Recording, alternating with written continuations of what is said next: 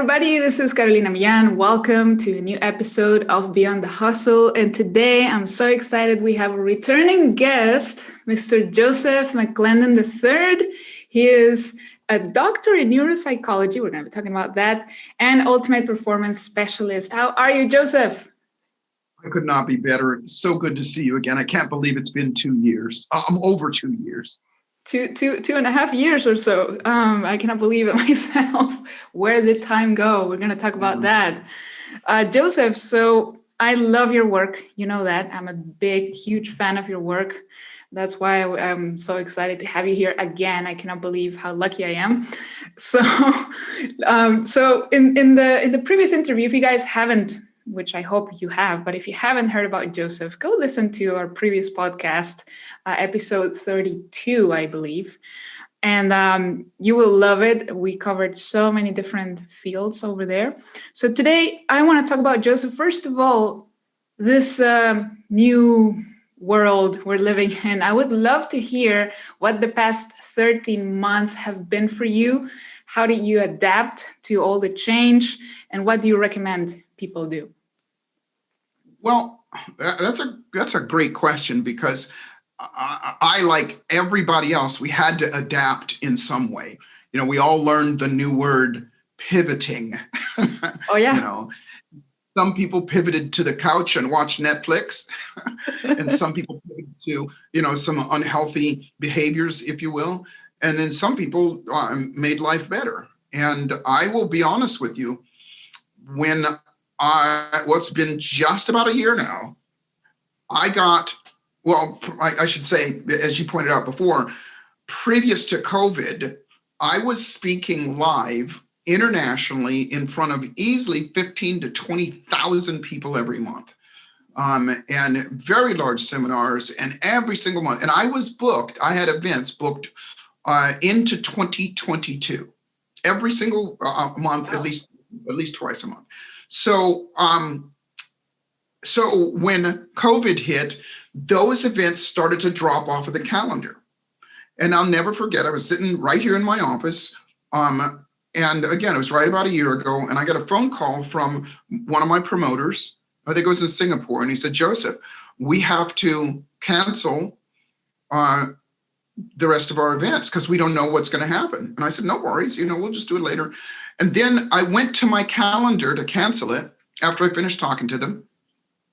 And when I canceled it, I looked, and it was the last event I had. There were no more events. It completely cleared my calendar. And I will be honest with you, I panicked for a moment. And I remember distinctly thinking, what am I going to do now? And I was terrified for about 20 seconds. Something came over me. I'm not kidding. Something came over me. And I remember I just took a deep breath, and I got a smile on my face, and I couldn't wait. I jumped up. I ran into my bathroom, and I looked myself in the eyes, and I said, Joseph, what do we get to do now? Ooh. And it was such a, because that's what I practice, is to teach people. But my point is that I automatically defaulted to that. I didn't have to, work myself up to it. I didn't have to, get in state and all that stuff. It happened automatically. And from there, this last year, you and I were just saying this before, it turned around very, very quickly. And I wrote a brand new book. I got to spend time at home, which was a beautiful thing. I created 3 or 4 different courses. I've done, now I still do. Now I'm back to doing easily 15,000 people a month, but it's all virtual. And so I think about when people ask me, well, what should I do? The first thing you do is to stop and take a deep breath and ask yourself a different question. What can you? What could you? What would you like to do right now? Because that'll open your mind up, and then you just start looking, and you can make things happen. Talking about what you just said, changing our words, because I know you're a doctor in this. It's not, there's proof of everything that you do, but some people still don't really believe they can change their thoughts and change their lives. So what are some tips, some advice you can give people to reprogram their brains based on what you know, for better beliefs, to believe more in ourselves? Yeah, I call that encoding, by the way, programming your own brain. And why how they work with regard to our nervous system and our behavior. And what you said is so true. There's science behind everything that I talk about. And I had to be that way. I taught at University of Southern California for several years. And I talked to engineers, and everything that I said, they would pick it apart. So I always had to have science. So what I'm about to tell you is not unicorns and crystals and rainbows. This is science. And first off, think of these three modules. Number one, how we as human beings function. And how we function is think, feel, do, have. And what that means is our thoughts cause us to feel a certain way. If you think fearful thoughts, worried thoughts, doubtful thoughts, pessimistic, sarcastic thoughts, then you will feel those emotions. You will feel fear. And from those emotions, you will perform or you will behave a certain way. So if you're worried about something happening, then guess what? You're going to feel worried, and you're not going to do something that is going to be productive. You're not going to be ambitious about anything. And as a result, that's what the results that you're going to do. Think, feel, do, have. But on the other hand, if you are optimistic, if you're thinking, oh, this could be great, or what else can I do? Then the mechanics behind it are your brain releases dopamine. Dopamine causes you to feel good. And if you feel good, then you do more. You have more options. And then from that you'll get results. And so what I always tell people is this. Look, first off, if you understand that, what is a thought? If thinking is the source, if you will, then you got to say, well, what is a thought? What is thinking? And thinking is just the repetition of pictures, meaning images in your mind, and words that you say. Both of them are changeable in the moment. So even from a scientific stand, now move from that, think, feel, do, to the mechanics of how that all works, why words make such a big difference. And over again, the chemicals are released from your brain that change the biochemical makeup of your blood that flows through your system, makes you feel good. But if you think, I can't do this, I'm afraid, the chemicals that are released during that time make you feel bad, and you won't perform as good. It's that simple.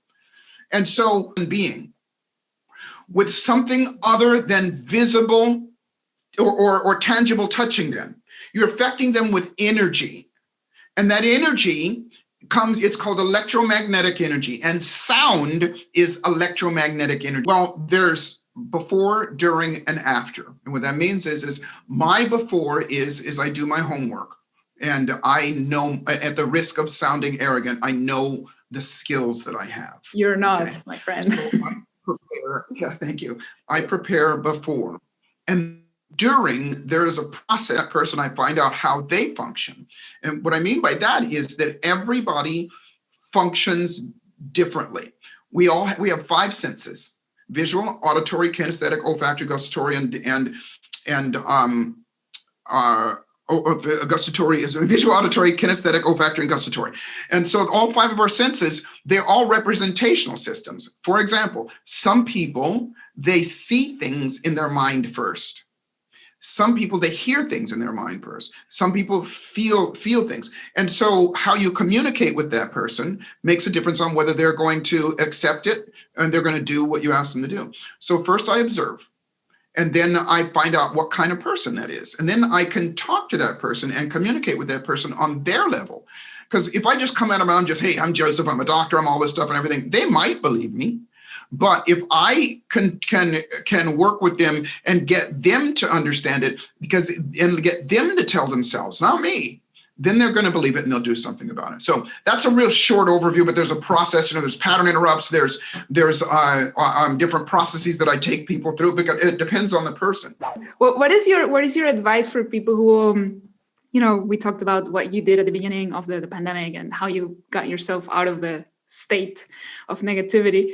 But what is your recommendation for people who are still struggling right now, who, maybe their businesses, maybe they have local businesses, they can't open them, there are things that stop them from taking more actions. What is your advice for people who might be struggling? Yeah, I got two pieces of advice. Number one, snap the hell out of it. And what I mean by that is this, as harsh as that may sound, worrying and frustration and doubt and all that stuff does no good at all. And it is a state of mind. And so you got to snap out of it. You got to stand up, put a smile on your face, shake yourself out, and allow yourself to be more optimistic. Look where you want to go. Listen, there are thousands and thousands and thousands of people who turned it around. The only reason, when I look at people, some people, their businesses went away, but they did something else. Some people, like myself, I pivoted and I turned the business that I had into. I don't know what yours is, but I do know this. If you're looking where you don't want to go, if you're frustrated about it, and you're playing and you're sitting on the couch watching YouTube and looking at all the bad things that are going on, it's not going to do you any good. So stand up, put a smile on your face, and ask a different question. What can I do? Secondly, learn a skill now. Some skill. You don't have to take, the course that I have. My course is designed, it's the skill of helping other people and helping yourself.